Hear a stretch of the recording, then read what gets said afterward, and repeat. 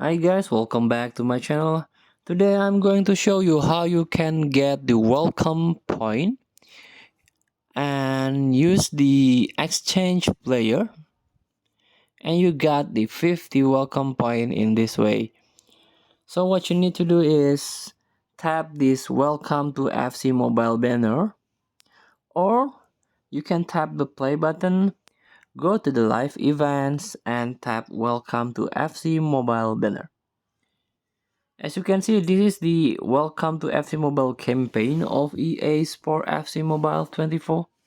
There are some feature here like special gift. If you already unlock until 12, you can get some of this player. Kick off, new challengers, new team and new goal. So let's tap the new team first.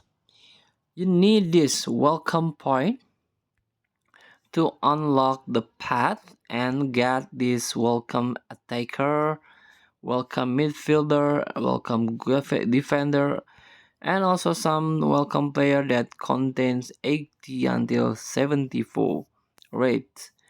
And also you can get this Federico Chiesa. And you need to get this welcome point.